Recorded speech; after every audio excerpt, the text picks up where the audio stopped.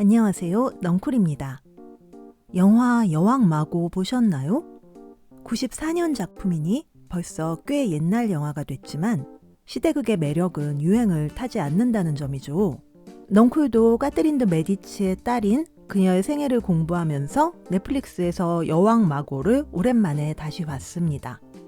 당시 역사와 주변 인물들에 대해서 파악을 하고 보니 훨씬 더 재미있었습니다. 연적 디안 드 푸아티에와 평생 남편 앙리 2세를 공유했던 불행한 카트린. 그러나 메디치가의 사람답게 무섭도록 절제력이 뛰어났던 카트린은 결국 남편의 인정을 받았습니다. 부부 사이에는 무려 10명의 아이가 있었고 그중 3명의 아들이 프랑스의 왕이 됐습니다. 카트린이 프랑스를 다스린 기간은 무려 30년입니다. 앙리 2세보다 훨씬 긴 세월이었죠. 여왕 마고의 이름은 마르그리트 드 발루아입니다. 프랑스 발루아 왕조의 마지막 공주였어요. 그녀의 남편 앙리 드 나바르가 바로 부르봉 왕가를 이은 앙리 4세거든요. 마르그리트는 까트린의 막내딸입니다. 까트린의 남편 앙리 2세는 40살의 나이에 사고로 죽었습니다. 결혼식 연회의 여흥을 즐기며 마상 창시합을 하다가 난 사고였어요. 이 결혼식은 그의 큰딸 엘리자베스의 결혼식이었습니다. 엘리자베스의 신랑은 바로 영국 메리 여왕의 전남편, 즉 메리 여왕이 죽는 바람에 돌싱이 된 펠리페 2세였습니다. 엘리자베스와 펠리페 2세는 사이가 좋은 부부였다고 합니다. 그러나 엘리자베스가 일찍 죽어서 스페인과의 혼맥이 끊기게 되자 카트린은 자신의 막내딸 마르그리트와 사위 펠리페 2세의 결혼을 다시 노리게 됩니다. 이것이 카트린의 마르그리트 활용법 옵션 A였습니다. 이 꿈은 실현되지 못했기에 카트린은 옵션 B로 가야 했습니다. 옵션 B는 앙리 드 나바르와 마르그리트의 결혼이었어요. 그는 카트린이 가장 신뢰했던 노스트라다무스가 예언한 미래의 프랑스 왕이었죠. 카트린은 이 점괘를 아주 싫어했지만 무시할 수 없었기에 그녀의 딸과 앙리의 결혼을 추진했습니다. 어떤 경우에도 발루아 왕가를 이어나가야 하니까요. 마르그리트는 남동생 알랑송과 함께 앙부아즈에 오랫동안 방치돼 있었습니다. 그녀가 궁정에 등장한 건 15살 때였고 그녀의 출연은 사람들에게 감동을 줬다고 하네요. 마르그리트는 쾌활하고 총명하고 교양 있고 아름다운 데다가 건강까지 완벽했습니다. 엄마는 이 딸을 마땅찮아 했지만 두 오빠는 여동생을 아주 귀여워했다고 해요. 특히 국왕 샤를 9세는 직접 머리 손질까지 해줄 정도로 여동생을 아꼈습니다.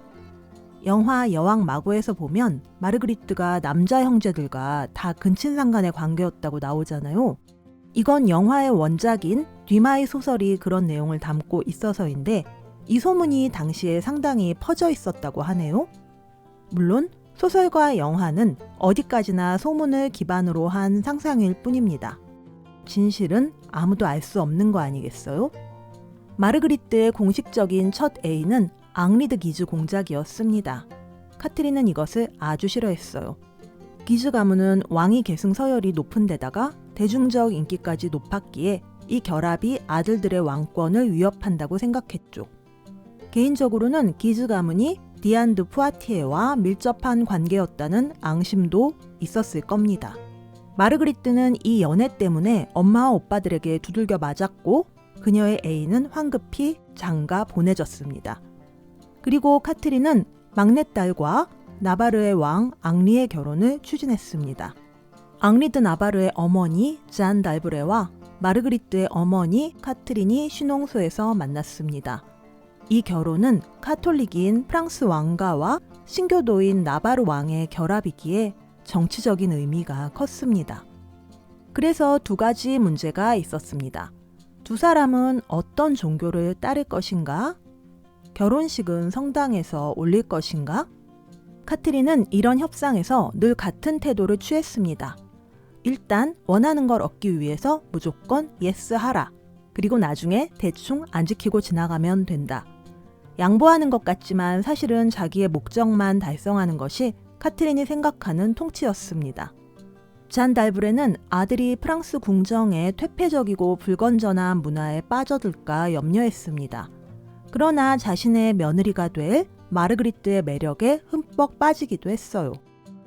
마르그리트가 보기엔 자기 아들이 완전 촌놈의 추남일 것을 알고 아들에게 여러 가지 팁을 주기도 했습니다.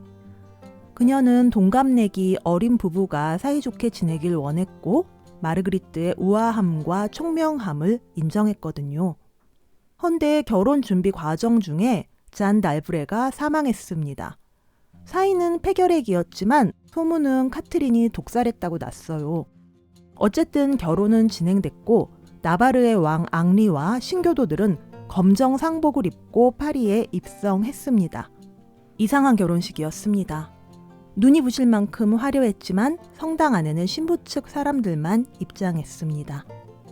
신교도들과 그들의 우두머리 콜린이 그리고 신랑 앙리까지 다 밖에서 기다렸습니다. 미사를 집전하던 신부가 마르그리트에게 부부의 연을 맺겠냐고 물었으나 그녀는 대답하지 않았습니다. 오빠 샤르 9세가 그녀의 뒤통수를 후려쳤고 사람들은 대충 그 정도면 됐다고 넘어갔다고 합니다.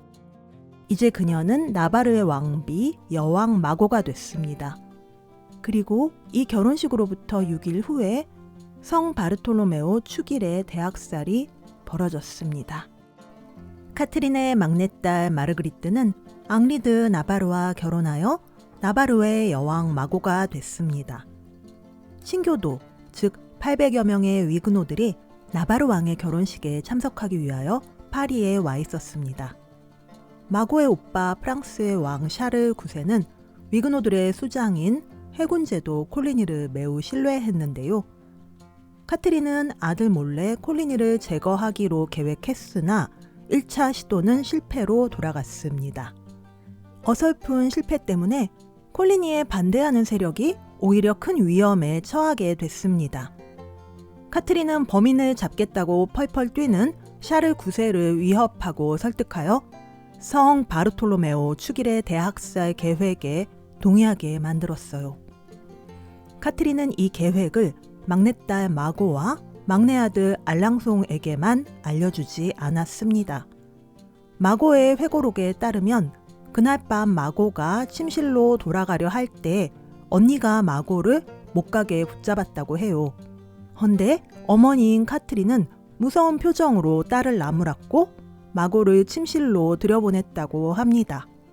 사위인 나바르 왕이 의심할까봐 딸에게 이 사실을 숨겼던 거죠. 딸의 목숨보다 정권 유지가 훨씬 중요했던 냉정한 엄마 카트린. 새벽 동트기 직전 종소리를 신호로 학살극은 시작됐습니다. 콜리니는 죽었고 루브르 궁에 있던 앙리드 나바르와 앙리드 콩데는 감금당했습니다. 카톨릭으로 개종하란 명령을 받자마자 나바르 왕은 바로 오케이 했습니다. 그는 정치적 본능이 카트린과 비슷했습니다. 곤란할 땐 우선 상대의 말을 들어주고 미래의 일은 나중에 생각하면 된다는 마인드를 갖고 있었죠. 파리는 이미 아수라장이었습니다. 살생부와 무관한 인간 사냥이 마구 벌어졌어요. 위그노들만 죽었을까요? 그냥 심심풀이로 서로 죽였습니다.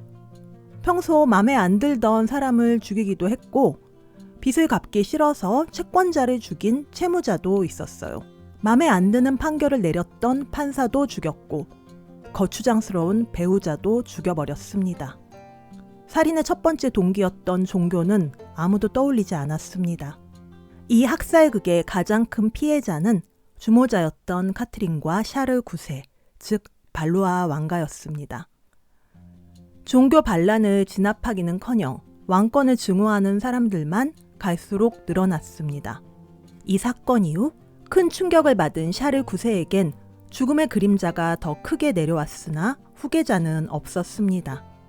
동생 앙리드 앙주는 폴란드의 왕이 되어 폴란드로 떠났고 마고는 막내 동생 알랑송을 지지했어요. 영화 여왕 마고에서 마고와 사랑하는 사이로 나왔던 라몰은 이 무렵 마고의 애인이었는데 알랑송과 나바르 왕의 탈출 계획을 세웠다가 카트린에게 들켜서 처형당하고 맙니다. 영화는 라몰의 잘린 머리를 들고 마고가 슬퍼하는 모습으로 막을 내렸습니다. 샤르 9세가 겨우 24살의 나이에 죽어버리자 다음 왕이 된 앙리 3세. 그는 이미 폴란드에서 탈출하여 돌아왔고 드디어 프랑스의 왕이 됐습니다. 앙리 3세는 동생 마고와 알랑송이 한편이 되어 자신을 축출하려 했다는 것을 알고 마고를 미워했어요. 당시 궁정에선 모두 비단 옷 아래 쇠사슬 갑옷을 입고 다녔습니다. 길을 지나가다 단검에 찔려 죽는 일이 흔했고 별 이유도 없이 서로 죽이던 무서운 시대였어요. 알랑송이 먼저 궁정에서 탈출했고 엄마와 형에게 대적하는 반란군이 됐습니다. 나바르 왕도 탈출에 성공했는데 나바르로 돌아가자마자 다시 신교로 개종한 후에 조용히 국정에만 집중했습니다. 앙리 3세는 점점 인기도 없어지고 결국 학살극에 대해서 사과도 하게 됐습니다. 나바르 왕 앙리와 마고가 서로 떨어져 살게 되면서 두 사람의 자유 연애는 더 활발해졌는데 나바르 왕이 아끼던 정부 포시즈를 카트린이 모욕하는 사건이 일어나서 마고만 난처한 상황에 처하게 됐어요. 앙리 3세가 동생 마고의 추문을 근거로 그녀를 반역자 취급하며 내쫓는 사건까지 일어났습니다. 나바르 왕은 자신의 부인 마고를 둘러싼 추문에 대해서 증거를 제시하라고 요구했습니다. 그리고 그 소문이 사실이라면 그것을 근거로 혼인을 무효로 하겠다고 협박한 거죠. 사실이 아니라면 앙리 3세는 나바르 왕에게 사과하고 배상하라는 거였어요. 앙리 3세와 카트린은 나바르 왕에게 사과하고 배상해야 했고 마고와 나바르 왕 앙리는 오랜만에 같이 살게 됐습니다. 이 부부의 사이는 이미 돌이킬 수 없었지만요. 마고가 지지하던 막내 동생 알랑송은 30도 안 된 나이에 갑자기 죽어버렸습니다. 이제 정말로 왕위를 계승할 사람은 그녀의 남편 나바르 왕 앙리밖에 남지 않게 된 거죠. 두 사람 사이엔 아이도 없었고 이미 관계는 최악이었습니다. 마고는 남편을 떠나서 옛 애인 기즈공이 이끄는 카톨릭 세력에게 돌아가 버렸습니다. 어느덧 카트린은 70살이 됐습니다. 남편 앙리 2세 이후 3명의 아들이 왕이었던 30년간 프랑스를 다스린 그녀. 그녀는 죽음의 기운을 느끼고 유언장을 작성했는데 딸 마고와 사위 앙리에게만 아무것도 남기지 않았어요. 그 옛날 그녀가 받았던 죽음의 예언은 생제르맹 옆에서 죽을 것이었는데요. 그래서 그녀는 파리의 생제르맹을 늘 찜찜해했다고 합니다. 헌데 죽음을 앞두고 부른 신부의 이름이 바로 생제르맹이었습니다. 정말 그녀는 생제르맹 옆에서 죽음을 맞았습니다. 사인은 뇌출혈이었습니다. 마고는 오빠 앙리 3세 사후 남편의 왕위 계승을 방해까지 했지만 나바르 왕 앙리는 결국 프랑스의 왕이 됐습니다. 가장 위대한 프랑스의 왕 앙리 4세가 바로 나바르 왕 앙리입니다. 1789년 대혁명으로 막을 내리게 되는 부르봉 왕가의 출발이기도 합니다. 둘은 합의하에 혼인 관계를 끝냈고 앙리는 돈이 필요해서 마리 드 메디치와 재혼했는데 마리와 마고는 아주 친하게 잘 지냈다고 합니다. 앙리와 마고도 이혼 후에 오히려 좋은 친구가 됐다고 하네요. 마고는 평생 아이를 한 명도 낳지 못했고 전 남편의 자식들을 적자 서자 가리지 않고 모두 예뻐했습니다. 그녀가 직접 집필한 회고록이 그녀의 사후에 출판되기도 했어요. 정말 여왕 마고는 대단한 사람이었습니다.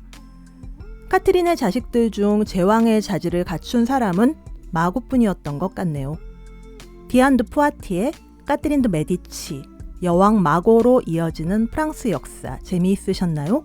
책넝쿨의 영상이 도움되셨다면 구독, 좋아요 꼭 눌러주세요. 여러분의 응원이 더 좋은 영상을 만드는 데 큰 힘이 됩니다. 넝쿨의 1분 명상을 클릭하시면 이어서 1분 명상을 하실 수 있습니다. 감사합니다.